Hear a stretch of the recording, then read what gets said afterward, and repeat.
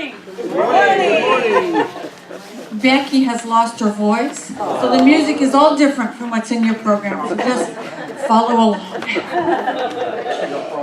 She's a frog, a bullfrog, a very low voice bullfrog.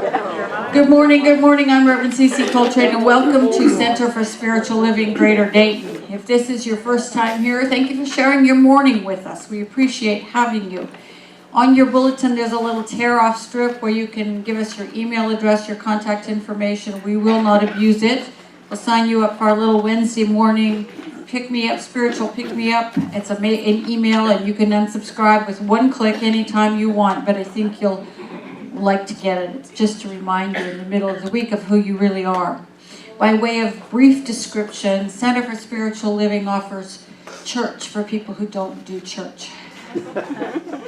We are a spiritual community that comes together to learn without dogma, without guilt, without judgment. And we're part of a movement called New Thought, which was born in the United States about 200 years ago. And this center has been meeting continuously in Dayton for 75 years. Wow. So this morning, Jerry Blumgold will be giving our reading and invocation, and our vigil holder is Linda Smith. And Jerry and Linda Andriaco will offer our interfaith candle lighting, which is to remind us that there's wisdom everywhere in every religious and spiritual tradition. There's wisdom for us to use in our lives today. And did we decide there were no kids today, Carol? No, there are none. There are no kids. I don't see any anymore. So the kids won't be with Carol. Carol will be with us. Thank you, Carol. A couple of quick announcements, and then we'll have some more music.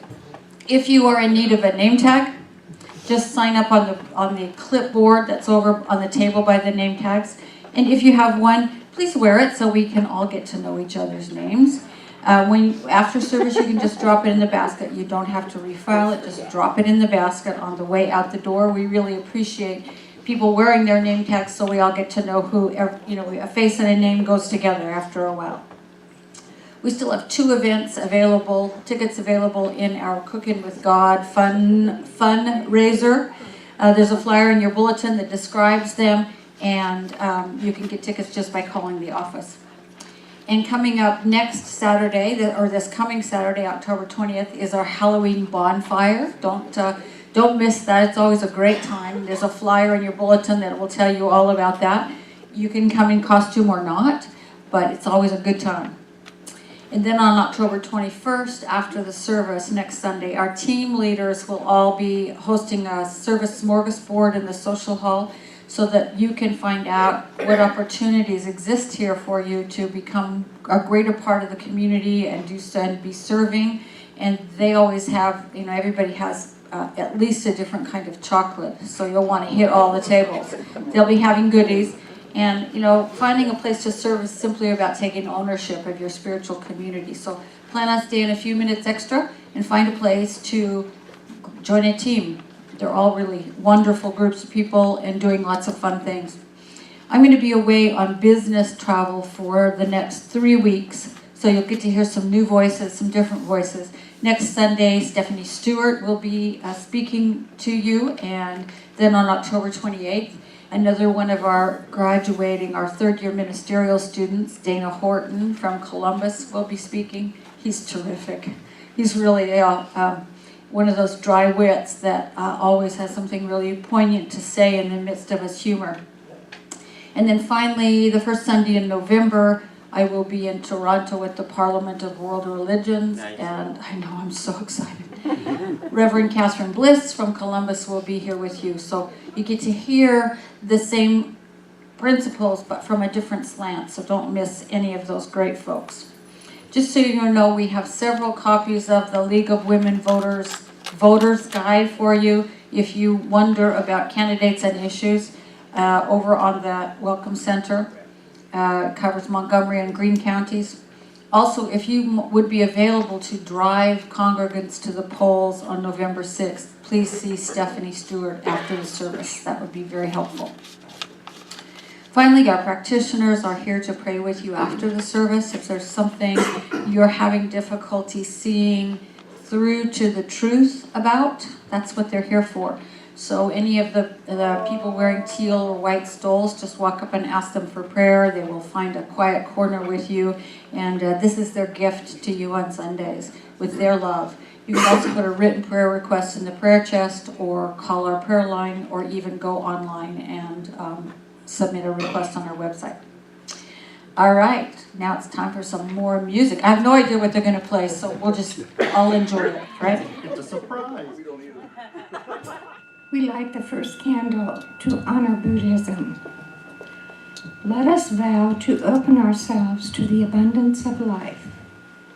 May we be grateful for all our days, here, there, and everywhere. Let us vow to forgive all hurt caused by ourselves and others, and to never condone hurtful ways. We light the second candle to honor Hinduism. They who give have all things. They who withhold have nothing. We light the third candle to honor Christianity. I am come that they might have life, and they might have it more abundantly. We light the fourth candle to honor Native American religions. Looking behind, I am filled with gratitude. Looking forward, I am filled with vision. Looking upwards, I am filled with strength. Looking within, I discover peace. We light the fifth candle to honor Judaism. Blessed is the man who walks not in the counsel of the wicked, but his delight is in the law of the Lord. And on this law he meditates day and night. He is like a tree planted by streams of water that yields its fruit in its season, and its leaf does not wither. In all that he does, he prospers. We light the sixth candle to honor Taoism. Open the doors of abundance. Have plenty flow about me and fill me. Let my abundance be great. Make it flow to me with ease and beauty. We light the seventh and final candle to honor Maori spirituality. May clarity be yours, may understanding be yours, through reflection, through personal endeavor, through respect. The virtues that bind us together as one. May we be filled with well-being.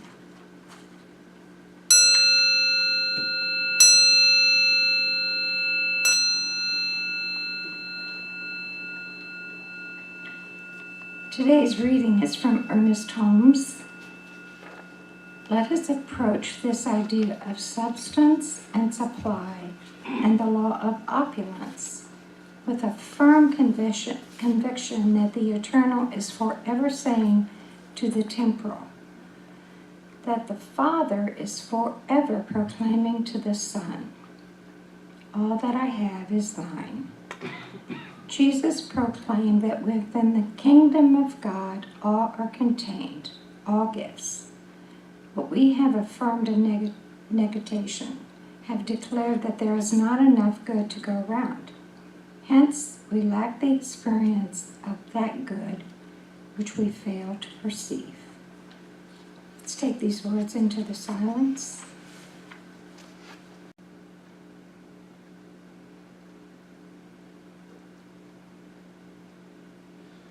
So I know today is a day of God expressing that every aspect of the service today is God speaking to God. Every note played and note sung and every word spoken, it's all God expressing, unfolding.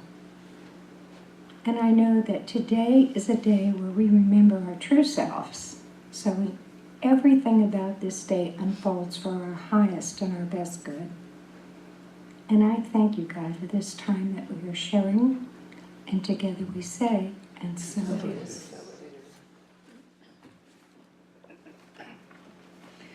So I think I'll start with a joke if I can remember it. Boy, I hope I don't forget the punchline.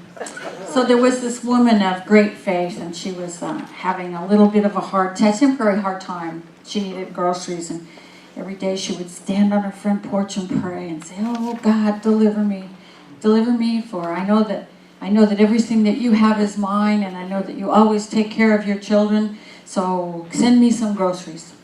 And she had this neighbor who was not a believer, and he would say, every day he'd say to her, "God doesn't exist. I don't know what you think you're doing over there." And the next day she'd be out there praying, Lord, I know you're there, and I know you hear me, and I know you'll deliver me. I'm putting all of this in your hands. I have faith. And then the neighbor would mutter and carry on and say, "There's no such thing. What are you doing?" And this went on and on and on. Finally, the neighbor got so sick and tired. He went to the grocery store and he bought 4 bags of groceries. And he hauled them up to her house and he threw them on the front porch as she was getting ready to pray and said, "There is no God. I brought you these groceries." And she said, "Oh, Lord, you are wonderful. Not only did you deliver me food, you had the devil deliver it."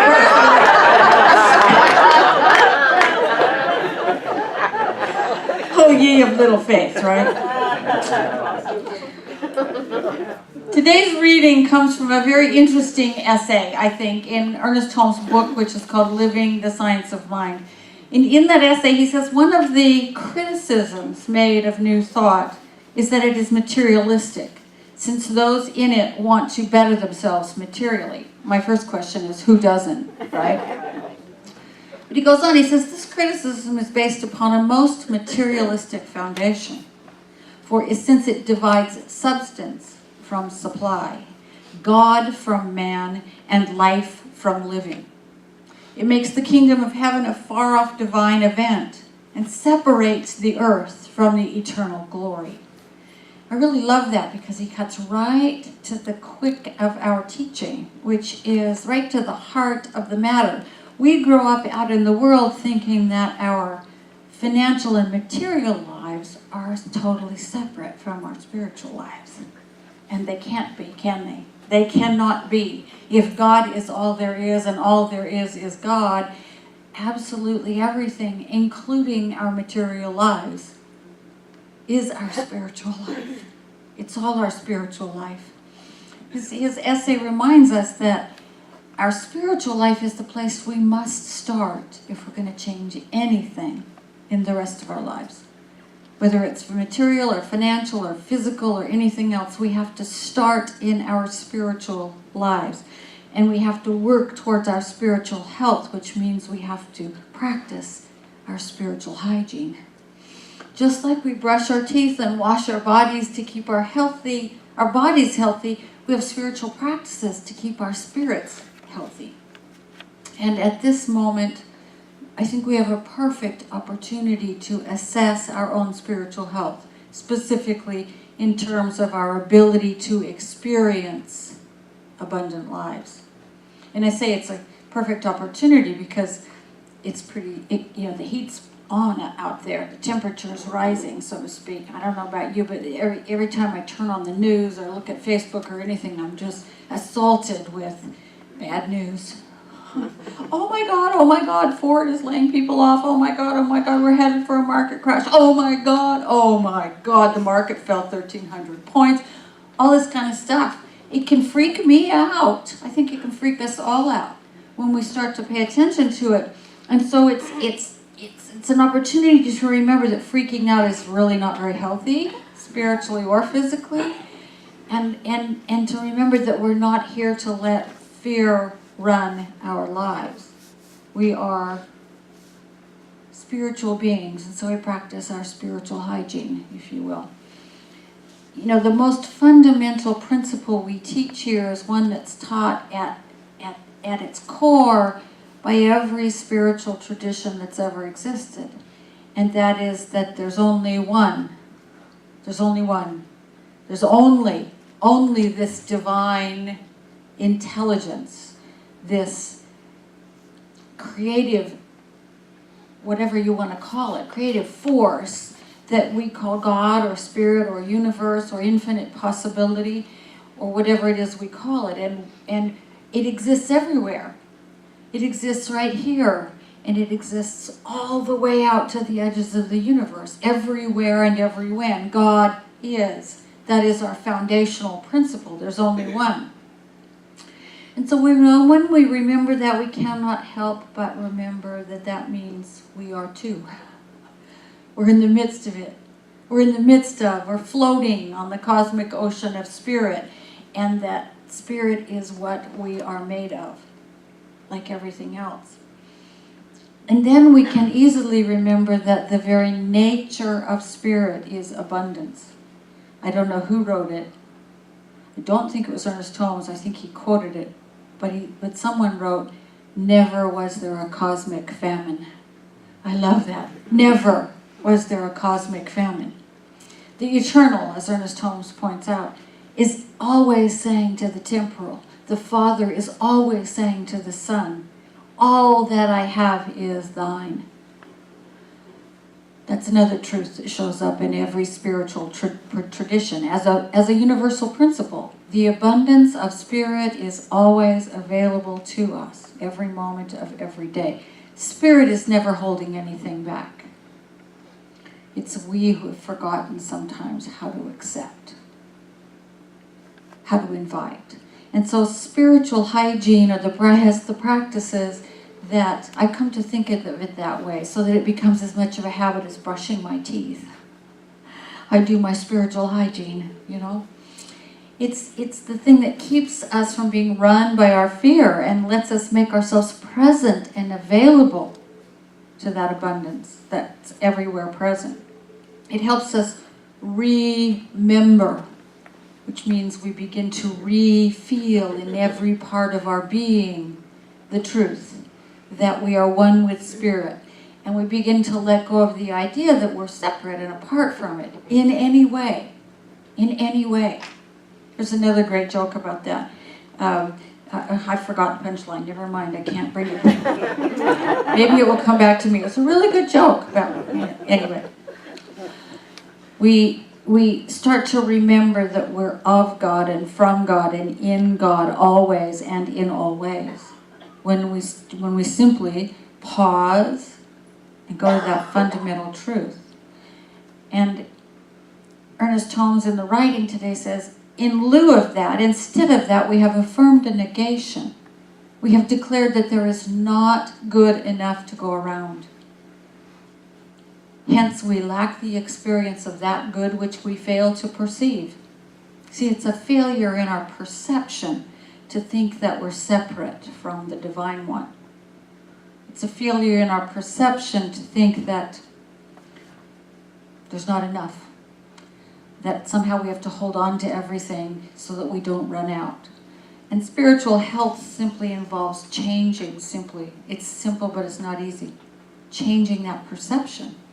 Changing that perception so we perceive something differently. And there's a quick little practice that I like to remember that helps me do that. Everybody take a breath with me and hold it for a second. Now you have the full attention of your mind and body. And then release the breath. Feel the blessing that that breath has just brought to your body. Now take another breath. And notice, you weren't sitting there waiting, wondering if there was enough air to take that next breath. You just took it. You know there's enough air. So breathe again. And let it go. And know that whenever it's time to take your next breath, the air is there. See, at some level, you just prove to yourself you believe in this thing called abundance. You believe that there is something sustaining you and providing the next breath and the next breath and the next breath. There's something that sustains us moment to moment to moment. And we can remind ourselves very simply just with our breath. When we're breathing and remembering and putting ourselves in that place, we can stop and realize that we are in that moment free to choose how we perceive it. We are in that moment free to rest in that abundance of taking in and breathing out and trusting.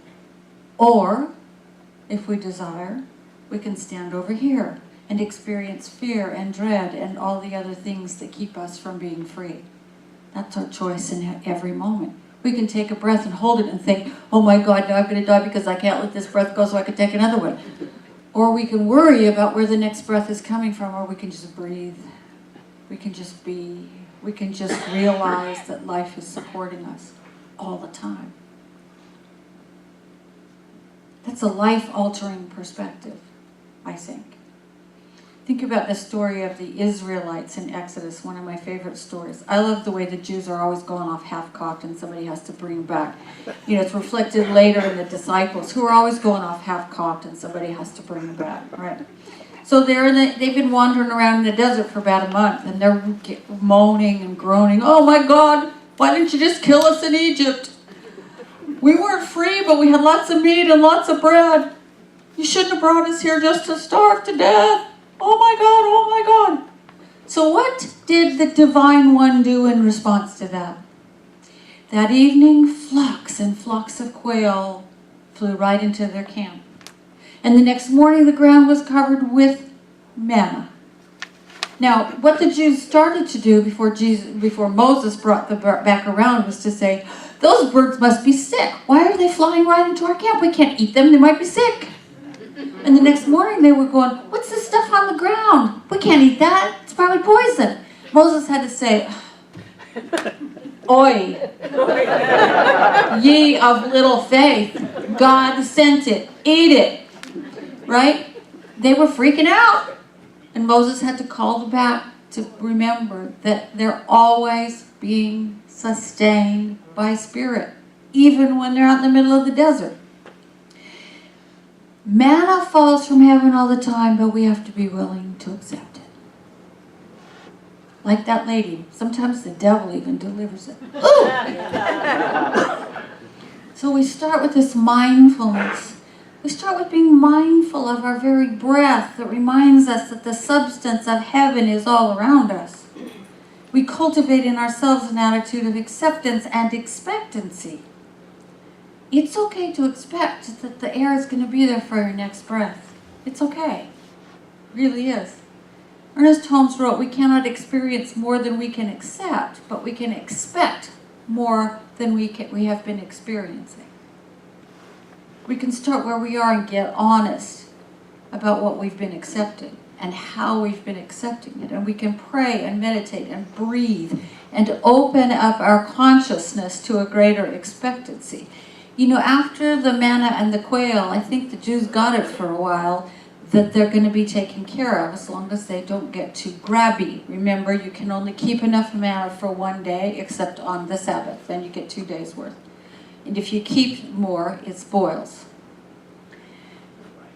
That was a lesson for them in trusting the supply of the universe. So we enlarge what we experience one breath at a time, one thought at a time, one moment at a time. And we talked a little bit last week about practicing gratitude, so we're grateful for the constancy of things like our breath and the magnificent function of our bodies and the fact that we get to eat regular meals, and when we go to the tap, the water that comes out is drinkable, and all those things we have in our lives that we take for just totally for granted. Gratitude helps us enlarge our expectations and be present with what's here right now. And we forgive, because everything we hold in resentment or anger turns us away from the manna. You know, we can't stop to think about manna when we're hating somebody. We're too busy focused on that grudge or resentment. It's a huge part of what holds us back from that realization that we're one with this thing. This creative intelligence is who we are. And that's how it can promise, all that I have is thine. Because it's who we are. It's always there. And today I want to talk about another act of spiritual practice, spiritual hygiene that puts us right in the flow, and that is giving of ourselves, of our time, of our talent, of our treasure. Yes, our money. Oh, damn, she's going to talk about money now. Yes, I am. Because we cannot move from where we are to where we want to be. We cannot move from a state of lack to a state of fullness and abundance and freedom until we understand this flow thing. Until we're willing, like the air that enters and leaves us, until we're willing to rely on that flow of good that's always coming. It doesn't stop. I mean, simply because you give does not change what's necessarily in that moment, what's coming into you, into your bank account. What it changes is the way you perceive everything. And over time, that changes what's coming into your bank account. You know what I mean? We can't move to where we want to be until we learn to give. Until we can't learn to be free until we learn to forgive. We can't be free and abundant until we're willing to participate in this flow. Here's what I believe to the bottom of my being. Every single one of us was made with a spirit of generosity. We all have it. It couldn't be otherwise. We're made from and by and of and as spirit incarnate. And spirit is the thing that is always giving. It gives life to everything. It gives form to everything. It's giving itself to push the universe out ahead of itself. That's what we're made of. We are all created with a spirit of generosity. The generosity of that which says, all that I have is thine. We must have this spirit of generosity. But when we're too much of the world, too far away from good spiritual hygiene, we forget. We forget that we can never be separate from the love of the universe. We forget that we're here to live into and as our highest and best selves, which means that we're here to show up as the embodiment of the divine that we really are.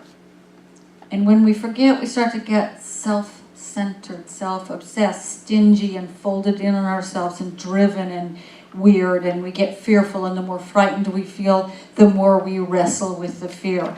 And the more we wrestle, the more preoccupied we get. And the more we live from our scars and our wounds, the more afraid and self-centered we become. And that is not a healthy place. So in order to move back to spiritual health, we have to address that self-centeredness, that fear, that pain. We have to address it and remember we're made in grace. We're made from grace. We live in grace. We live because of the grace-filled love of the Divine One, and that is what is sustaining us now and in this moment and in this moment and in this moment. That's what sustains us. So when we feel fear, we have to do our spiritual practice. We have to do what we need to do to return us to that place of peace and freedom and flow and relaxation. And giving is like brushing our teeth. It is one of the things that returns us to health. It's like regular showers and regular teeth brushing and regular exercise and all those kinds of things. And so my challenge and invitation to you today, it's not a challenge like is I dare you, it's an invitation to explore your own giving habits. How do you give? Are you unwilling? Are you stingy? Are you open-hearted? Are you grateful? Are you giving as generously as you are able to give in this moment? Or does it make you a little uncomfortable when you see how much you're putting into the basket or wherever it is you're giving? The discomfort is, there is no magic for me. I tithe. I give 10% of my gross income. I don't do it because of the word tithe. I don't do it because it's what it says in Malachi or wherever it says it. I don't even remember where. I don't do it because it's what people have always done. I do it because for me it's the point of courage. It's the place I get uncomfortable. When I go, ooh, look at that. The size of that check that's going in the basket this week. It's the place I get encouragement. I am encouraged. I find my courage in that moment to give. and it keeps me growing. Because when my income goes up, my giving goes up. When my income goes down, my giving goes. I don't sway from that 10%, whatever it is. And even though my husband doesn't show up here every week, neither does he. Neither does he. He doesn't sway from that 10%. We each have to find that place for ourselves, that edge of where we are encouraged, where we've got to step into our courage and grow. That's the point. The point is not even to allow the center to run smoothly financially. The point is that each one of us has to be growing in this area like we're growing in every other area, and giving this the spiritual hygiene, the spiritual practice that lets us do that. And the more regular it is, the better it is. It's sort of like, you don't brush your teeth just when you're going to go on a date, right? You brush your teeth every day, I hope. Hopefully more than once every day. And if you don't, I might rethink that if I were you. If you only brush your teeth for special occasions.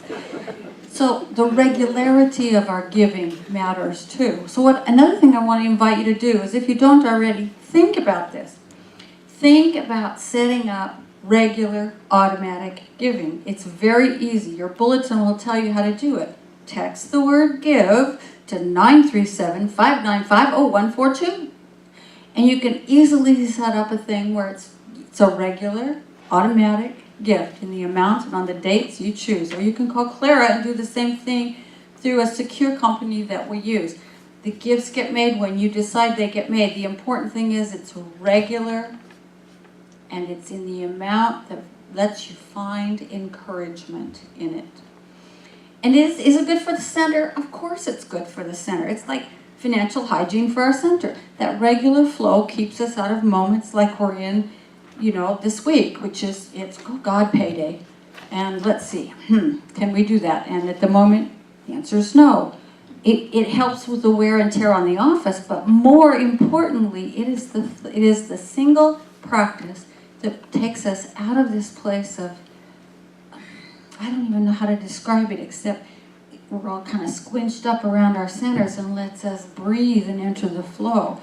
When we give, we are not only being grateful for the fact that we can give whatever it is we can give, whatever it is we are able to give, it's an invitation for the flow. It's an invitation for the perception of this constant sustenance we're always receiving. And we don't get into these moments like this week, payday, because you aren't generous. You are. I know it. It happens because we get frightened. It happens because we get frightened and we forget the practices that keep us in regular freedom and in regular spiritual health. So my challenge today, and the band may return to this platform now. My challenge for us today is this: let us do what is necessary to move ourselves from a place of restriction into a place of freedom, and into a place of acceptance, into a place of mindfulness that, the next breath is always there. Let us breathe and remember that we can never be separate from Spirit. We can never be separate from that which sustains us. So let us give from a place of courage, and let us remember who we are. Let us remember that universal promise that the God of every tradition makes. All that I have is yours, now and forever. And right now, let's pray together. Just come together with me in consciousness. And again, take a breath. It's so easy, it's so natural, it's so filled with grace that automatically and eternally we breathe in that which we need to survive, and we breathe out, and other beings, we call them trees and plants, take in what we breathe out and breathe out what we take in. There is this constant universal flow of the stuff of life, and it's always coming into us, and it's always flowing through us. It comes in, we use it, it flows out of us. It comes in, we use it, it flows out of us. We can stand so squarely in the flow of life just with a breath. And so we stand in that place of remembering that truly there is only one life, one thing going on in this universe. It is God, it is life, it is creativity, it is love, hope, joy, harmony, peace, abundance, health, and well-being. It is freedom. It is the very life of life itself. And it lives within each one of us. Right at the core of our being, there is this light. This light of spirit itself. And it is the thing that enlivens us. It is that which causes everything that happens in our bodies to happen. It is that which is always calling to us, reminding us who we are and who we are here to be. That we are indeed that life of life itself made form. And when we let ourselves live from that, everything is grace-filled. There is no place where grace is not. There is no place where God is not. And so what I know about each one of us is that we are courageous. We are courageous in stepping into that place of acceptance and joy and abundance and harmony and understanding that's where we belong. For truly, life itself is always saying to us, all that I have is thine. We say yes to it. We accept it with joy, with gratitude, with open-heartedness. And we live it. And since I know this is the truth about us, I give thanks. I give thanks for our time together today. I give thanks for this community which continues every single week for 75 years plus. And here we go into the next 75. I give thanks for all that happens as a result of us coming together on Sundays. Our lives are enlarged, and the life of this community is enlarged. So in deepest gratitude, I just release these words, knowing that that universe, which so loves us and always says yes, has said yes. It is done. And so it is.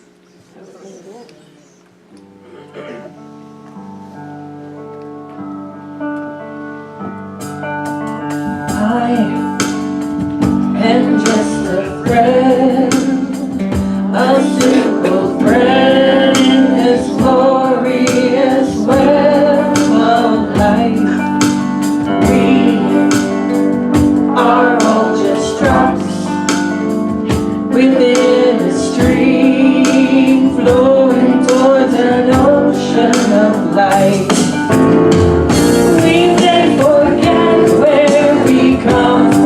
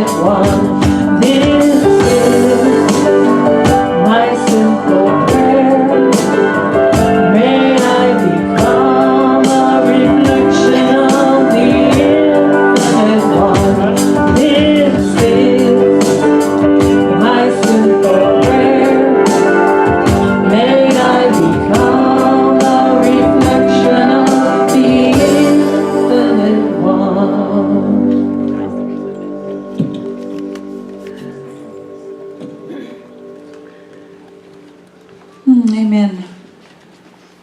And now we have an opportunity to give. And generosity in giving is what lets our work stay alive in the world, which is incredibly important. And even more important, it is the way that we move ourselves into a different perspective.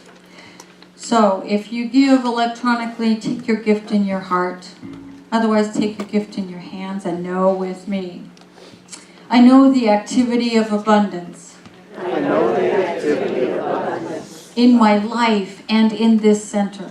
in my life and in this center. I give and receive generously I give and receive generously from this everlasting flow of good.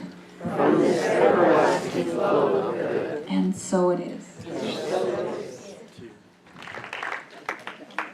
Oh, thanks, guys. Whew.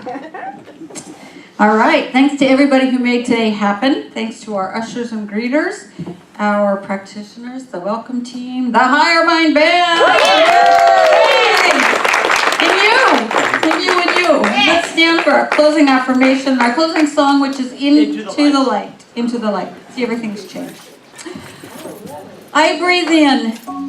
I breathe in. I breathe out. I breathe out. I trust the divine supply. I trust the divine supply. I give and I receive with ease. I give and I receive with ease. And so it is. And so it is. Have a wonderful week.